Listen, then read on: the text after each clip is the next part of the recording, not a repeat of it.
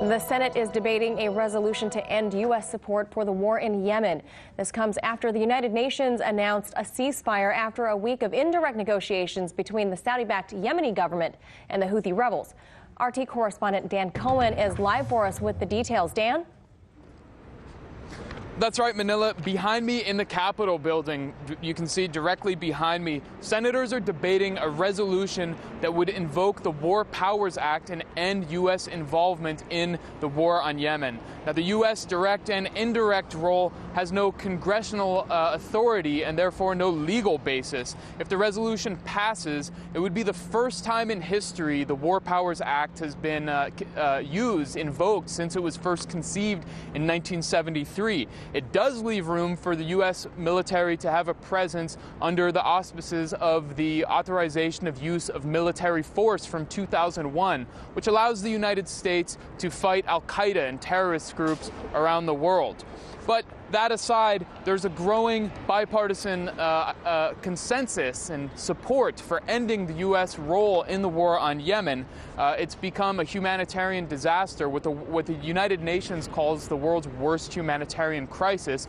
Much of this unrest was sparked by Saudi Arabia's killing of journalist Jamal Khashoggi. So the debate is going on behind me right now at this very moment, and it comes just a few hours after a ceasefire was announced in Sweden by United Nations Secretary General Antonio Guterres. Here's what he had to say. You have reached an agreement on Hodeida port and city, which will see a mutual redeployment of forces from the port and the city and the establishment of a governorate-wide ceasefire. The UN will play a leading role in the ports, and this will facilitate the humanitarian access and the flow of goods to the civilian population. Now, the Saudi-backed Yemeni government and the Houthi rebels both welcomed the ceasefire. Here's what their representative said. It is an achievement. Hodeida will remain a secure corridor for humanitarian assistance and UN relief operations. We will provide in Hodeida what we can call the future project to end and defeat the Houthi coup, in return of the legitimate authority for Yemen to return to its role in the world. We have made very large concessions, and these concessions we made are for our Yemeni people, because Hodeida is the only remaining corridor to rescue Yemen from starvation, famine, and killing diseases, and the catastrophic events in the event of continued military actions. Now, the ceasefire that was announced will span the entire province of Hodeida, which includes, most importantly, Hodeida Port, which is considered the lifeline of Yemen, where about 85% of humanitarian aid enters the country. And since the Saudi and Emirati assault on Hodeida to wrest control of it from the Houthi rebels began back in June, that humanitarian aid has been reduced to a trickle. So there's another important element that was already agreed to, which is a prisoner exchange between the Yemeni government and the Houthi rebels. So each side will give about 15,000 captured fighters, and they will be treated and returned to their respective sides. They were also said to discuss reopening the international airport in the capital of Sana'a, though there is no final announcement. Now, since the assault on Hodeida port began back in June, it's exacerbated this humanitarian crisis. Millions have been trapped inside. Hundreds of thousands of residents of Hodeida have fled, and this humanitarian crisis spurred the United Nations to push for the ceasefire, and it's what they see as the first step in what they hope can be a lasting peace for the country. Now, since the war began back in 2015, more than 60,000 people have been killed directly by the violence. At least 85,000 children under 5 years old have starved to death. Tens of millions are on the brink of starvation, and multiple cholera outbreaks have devastated the country. So this is a major development, this ceasefire, for the humanitarian crisis in Yemen, and we await the results of the vote inside the Senate. Back to you, Manila. Devastating images to take in there. Thanks so much for that, Dan.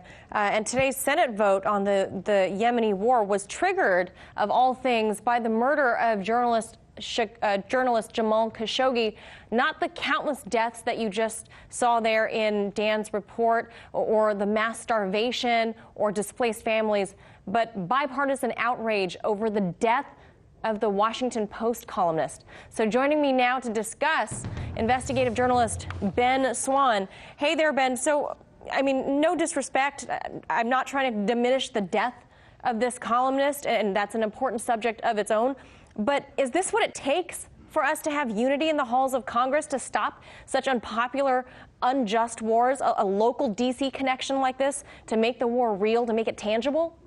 Well, it seems like it. The crazy thing is that Khashoggi's death has nothing to do with the war in Yemen at all, other than the fact that the Saudis are reportedly responsible for his death, all the way up to the Crown Prince, and that the Saudis are waging war in Yemen right now. That's the only connection, are the Saudis. Right. And so it almost seems incredibly disingenuous that you have so many U.S. senators and members of the House who have now decided that they care about this war. Now, that's not all of them. So Senator Bernie Sanders, Senator Rand Paul, they have been yelling about this now for many, many months, if not years, saying this has to come to an end. In fact, this is a Bernie Sanders piece of legislation that is finally beginning to move forward. But as you said, only because of Khashoggi's death. And I think that is disgraceful that it has taken that for senators to say, well, we need to pay attention to what's going on. In that report, again, I just want to reiterate those numbers. 14 million people are on the brink of starvation, right, and 85,000 children have already starved to death. And yet one journalist's death is what's now being the catalyst. Absolutely. And like you said, many people are criticizing this effort by Senate because, like you said, it's disingenuous. But this rebuke, it looks like it is just kind of a backdoor method of pushing against Saudi for the death of Khashoggi because Trump has not really spoken up about MBS. Is that a fair assessment, or do you think that folks should, at this moment, kind of suck it up and just take support any way that they can?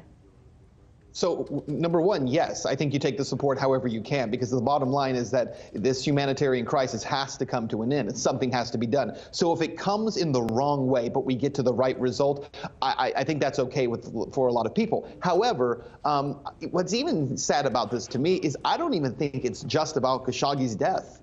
I think it's actually a rebuttal of President Trump. If it were any other president, I'm not even sure this would be happening. But it takes no political courage for folks to take a stand against President Trump. And because Trump was unabashedly saying, well, I'm going to support the Saudis no matter what, doesn't matter if they were involved in his death. Now you have senators who say, oh, well, that's an unpopular stance. I'll get behind that. So it's even, I think, more disingenuous than just being anti-Saudi at this point. It's being anti-Trump or anti-Trump's policies. Right. As you said, no matter what, the president says he would veto this bill anyways. And it appears that he wants to continue America's support, at least definitely through intel, through training, providing arms and so forth.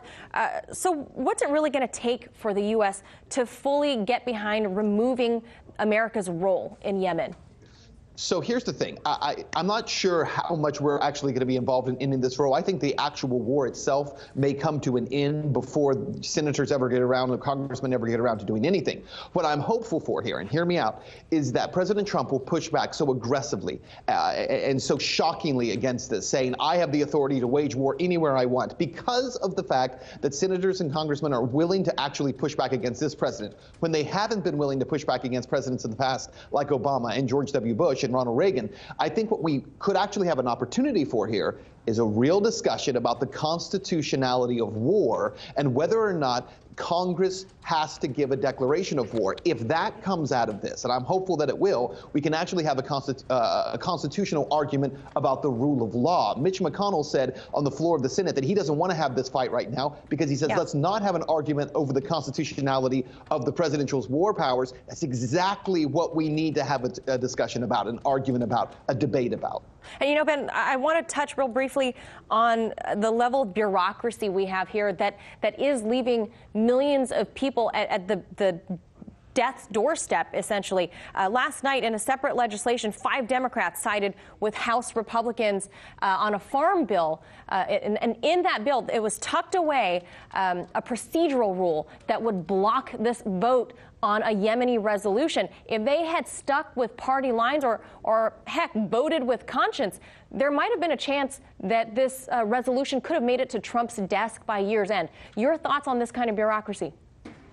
Yeah, well, first of all, these 5 Democrats who voted against party lines, you said maybe if they had voted their conscience. I think they did. I think they did vote their conscience. Ouch. They don't care about what's happening in Yemen or about the people there. But one of these congressmen, actually said afterwards, he says, Democrats get caught up in tangents. He believes that it is a tangent to say, let's stop a war that is the worst humanitarian crisis in the world, but he thinks that's a tangent. And here's the other point, that Paul Ryan and the Republicans in the House should be absolutely ashamed that they would pull this at the last minute to create this procedural vote. The congressman from Texas, Pete Sessions, got up and said that, well, very soon the Democrats will control the House and they can hold whatever votes they want. Again, abdicating to the next Congress, saying we're not going to take responsibility for this. And again, Republicans had some votes going to support, to block this. The House Freedom Caucus was trying to prevent Republicans from doing this. Yeah. But, this is not a bipartisan issue. It is an issue of moral character. And I think every congressman who voted in this farm bill to block this vote represented their lack of moral character. Ben, as you know, we'll probably see this can get kicked further down the road. We'll have you right back on to discuss. As always, Ben Swann, thank you so much. Thanks, man. Hey YouTube, thanks for checking out our channel. We hope you enjoyed the video. We have tons of content for you just like this. For more of RT America's one-of-a-kind news and analysis, be sure to subscribe and never stop questioning more.